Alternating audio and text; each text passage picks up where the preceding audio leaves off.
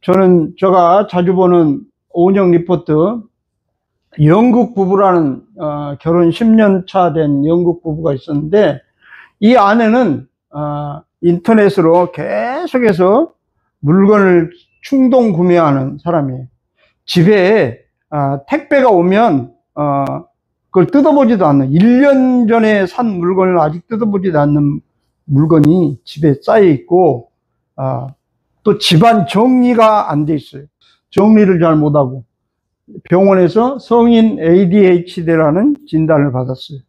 그리고 우울증이 너무 심해가지고 그런 아내예요. 근데 알고 보니까 이 아내는 4살 때 부모님 이혼을 했어요. 근데 아빠를 따라갔는데 아빠가 또 거기 가가지고 새 엄마가 2번이나 바뀌는, 그런데 이 새 엄마들이 와가지고 얘를 엄청나게 학대를 한 거예요. 그래요. 이유도 모른 채, 어린 시절에 그 새 엄마들에게 학대를 당했어요. 근데 이 오은영 박사는 그렇게 말해요. 자녀들은 부모의 사랑을 원하는 의존적 욕구가 본능적으로 있다는 거예요.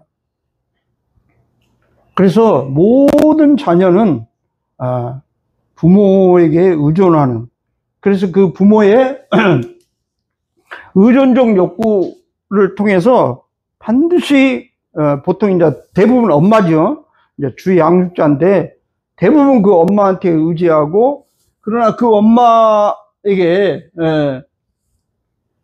당연히 보호를 받아야 되는데 보호받지 못하고 그 엄마에게 거절을 받으면 그 버림받음, 거절에 대한 상처가 너무 크다는 거예요. 그래서 이 애는 어려서 그 받은 상처 때문에 어른이 돼가지고도 주변 사람을 잘 못 믿는 그런 정말 너무 힘든 인생을 살게 된다는 거예요. 그래서 우리가 무슨 뭐 심리학이나 정신분석학이나 이 공부를 안 하더라도 보통 평상적으로 애가 태어나면 한 3년과 한 36개월, 4살 정도, 우리나라 나이로 한 4살이죠. 그때까지는 정말 우리가 그 아이 중심으로, 애를 잘 돌보고, 그때 잘 해놓으면 나중에 어른이 돼서도 그때 그 부모로부터 받은 신뢰 때문에 인생을 사는데 크게 어려움이 없다는 거예요. 근데 그 어린 시절, 그 의존적 욕구가 충족이 안 되면 그때 불안한 아이는 어른이 돼서도 더 힘든 인생을 산다는 거예요. 그렇습니다. 오늘 도대체 이 이야기하고 오늘 설교하고 뭔 상관이 있냐? 하나님도 우리가 의존적 욕구가 있는 것을 잘 아셔요. 우리가 출애굽기를 제가 계속 공부하면서 하나님과 이스라엘 백성과 사이에 애착 관계를 형성하는 과정이라고 그랬잖아요. 근데 이 이스라엘 백성도 하나님 앞에 의존적 욕구가 있어요. 근데 하나님이 죄 지었다고, 금송아지 만들었다고, 나 니들하고 같이 안 가. 그러니까 얼마나 이스라엘 백성들이 실망하고 절망했겠어요. 근데 이 훌륭한 지도자 모세가, 하나님 그러시면 안 됩니다. 그래서 이 모세의 간절한 기도를 듣고 하나님이 마음을 바꾸고 이스라엘 백성과 함께 간다고 그렇게 했잖아요. 그렇습니다. 이 금송아지 사건으로 목이 곧은 백성을 하나님과 같이 안 가려고 그러니까 33장 15절에 우리 한번 다 본문이면 한번 다시 한번 보겠습니다. 시작. 모세가 여호와께 아뢰되 주께서 친히 가지 아니하시려거든 우리를 이곳에서 올려보내지 마옵소서. 하나님 안 간다 그러니까 그러면 차라리 우리 가나안 땅 우리 데리고 가지 마라. 그러니까 하나님이 같이 가면서 뭐라고 그랬어요? 우리가 지난주에 봤는데 같이 한번 읽습니다. 시작. 너는 무교절을 지키되 내가 내게 명령한 대로 아비벌 그 절기에 1회 동안 무교병을 먹으라. 이는 내가 아비벌에 애굽에서 나왔습니다. 여기서 1회 동안은 일주일 내내 누룩을 넣지 않는 빵을 너희가 먹어라. 그것은 왜 그래요? 평생 계속해서 이 6월절 절기가 되면 계속해서 매년 그 일을 행함으로 말미암아 하나님이 애굽에서 우리를 인도해냈다. 이것을 확실히 기억하도록, 너희들만 기억한 게 아니라 너희들 자손, 자자손손 하나님의 은혜를 잊지 않게 하려고 그렇습니다. 그래서 하나님은 우리가 어때요? 하나님이 나에게 베푼 그 은혜를 기억할 때 우리가 은혜가 돼요. 그리고 그 은혜 때문에 내가 감사한 마음이 생기는 거죠. 그래서 하나님은 이걸 굉장히 중요하게 여기는 거예요. 너희 애굽에서 출애굽한 날을 기억해라. 그래서 이게 이제 애착의 과정인데, 내가 너희를 애굽에서 어떻게 인도했는지 9가지 재앙을 해도 이 바로가 안 내버리니까 10번째 재앙, 온 애굽 땅에 첫 태생은 다 죽게 하는 그때 너희 집의 문설주에 양의 피를 바른 너희 집은 그 죽음의 사자가 넘어가서 너희 집은 개 한 마리도 이렇게 안 건들고 하나님이 지나가게 한 그것을 기억해라는 거예요. 하나님이 너희를 이렇게 살리고 보호했다, 이것을 기억하게 하는 거예요. 그래서 그걸 기억해라. 너희가 애굽에서 나온 것을 다시 말해서 하나님이 너희에게 베푼 은혜를 생각하라는 거예요. 오늘 본문 한번 같이 읽습니다. 시작. 이스라엘 자손의 온 회중이 모세 앞에서 물러갔더니, 그래서 이제 그 모든 과정을 다 설명하고 하나님이 다시 올라가겠다. 그러면서 이제 하나님이 올라가서 그러면 이제 이렇게 해라 하면서 이제 회막을 어떻게 짓고 뭐 쭉 그 이야기를 설명해 줬잖아요. 35장에. 그러고 나서 20절에 이제 그 이야기를 다 듣고 이스라엘 백성들이 이제 모세 앞에서 물러갔어요. 자, 21절 시작. 마음에 감동된 모든 자와 자원하는 모든 자가 와서 회막을 짓기 위하여 그 속에서 쓸 모든 것을 위하여 거룩한 옷을 위하여 예물을 가져다가 여호와께 드렸으니 여기 보면 마음에 감동된 모든 자, 자원하는 모든 자, 마음에 감동된다는 말이나 자원하는 말이나 다 비슷한 말이에요. 보면 여기 마음은 히브리어로 레브인데 이것은 마음이라고도 번역하기도 하고 정신 또는 내부 인관, 의지, 속사람 이렇게도 번역할 수 있는 단어예요. 그 다음에 마음의 감동이라는 단어는 나사라는 히브리어인데 감동이라고도 번역하지만 들어올리다, 가지고 가다, 나르다, 취하여 가다 그런 의미가 있어요. 그러니까 마음에 감동이 됐다는 말은 이 내부 인간, 이 속에 있는 사람이 뭔가를 들어 올렸다는 거예요. 이게 속에 있는 사람이 감동해가지고 뭐가 이게 끄집어 나온 거예요. 속에서. 그래서 마음의 감동을 받았다는 것은 이 마음 속에서 그것이 올라왔다는 거예요. 억지로 시켰다는 게 아니고 그런 뜻이에요. 자, 22절 곧 마음에 원하는 남녀가 와서 팔찌와 귀고리와 가락지와 목걸이와 여러 가지 금품을 가져다가 사람마다 여호와께 금예물을 드렸으니 여기서 마음에 원하는 이것도 똑같은 말이에요. 마음의 감동을 받아 자원하는 마음으로 마음에 원하는 이게 다 같은 의미예요. 이게 마음에 그 마음에 감동이 된 사람, 마음에 감동이 된 사람이 있지만 감동이 안 된 사람도 있어요. 무슨 일이 있으면 감동이 된 사람도 있지만 안 된 사람도 있어요. 그러니까 하나님이 그 놀라운 일을 행했다고 해서 모든 이스라엘 백성이 다 감동이 된 게 아니에요. 감동 안 된 사람도 있어요. 근데 하나님은 늘 이 감동된 사람을 통해서 일하신다는 사실이에요. 하나님은 감동이 안 된 사람을 막 억지로 끌고 일하고 그러지 않아요. 하나님은 오늘도 하나님 은혜에 감사하고 감동된 사람을 통해서 오늘도 일하신다는 사실이에요. 할렐루야. 23절 같이 한번 읽습니다. 시작.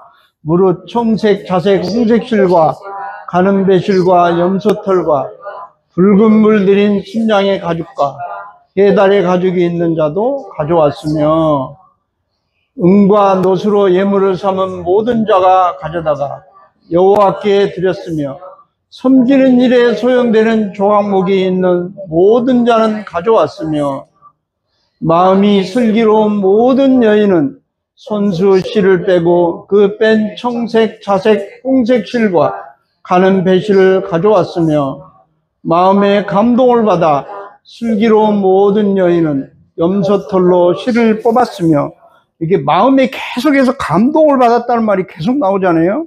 그러니까 이게 감동을 받았다는 말이 나온다는 거는 감동을 안 받은 사람이 있다는 거예요. 그러니까 우리가 모든 사람이 다 하나님 앞에 감동을 받을 줄 알아도 반드시 그렇지 않는 사람도 있다는 사실이에요.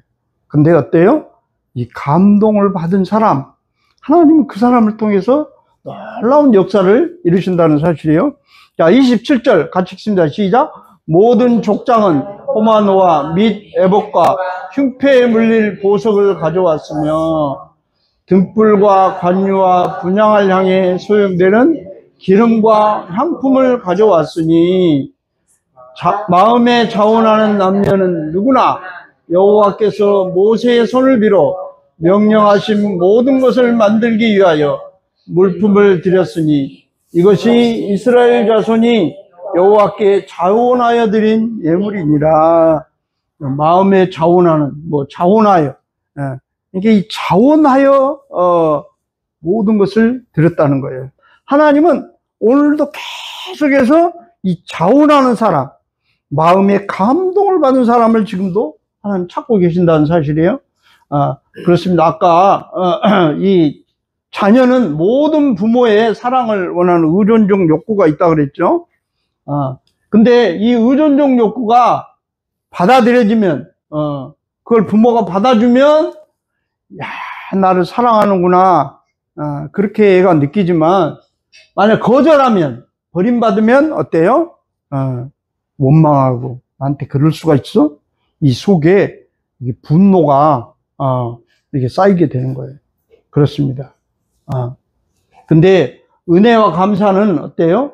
이 의존적 욕구가 받아들여졌을 때, 그러니까 이스라엘 백성들이 죄를 지었는데도 막 하나님 화가 나가지고 나 너희들하고 안 가!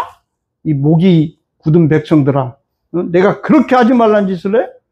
하나님 나 너희들하고 안 가! 그랬지만 모세가 하나님 그러시면 안 됩니다. 막 간절히 원하니까, 간청을 하니까 하나님 그 기도를 들으시고 그래 좋다 그럼 내가 올라간다. 하나님 올라가잖아요. 근데 그때 이스라엘 백성들이 무엇을 느꼈겠어요? 야, 우리가 이렇게 죄를 지어가지고 하나님이 화가 나가지고 사실 우리를 버리고 같이 안 가려고 했지만 이 모세의 기도를 듣고 하나님이 같이 가주는구나. 내가 죄를 지었는데 하나님이 나를 버리지 않고 데리고 가는구나. 너무 감사하다. 그런 마음이 있었기 때문에 그들이 자원하는 마음으로 하나님 앞에, 모세 앞에 온갖 예물을 갖고 와서 바침으로 말미암아 그걸 가지고 회막을 짓고 제사장 옷을 짓고 거기 모든 회막에 필요한 모든 물품을 다 만들 수가 있어요. 그렇습니다. 예, 마음에 감동된 사람. 오늘이 성령 강림절인데 성령이 강림한다 이 말은 하나님의 말씀이 나에게 적용된다는 거예요.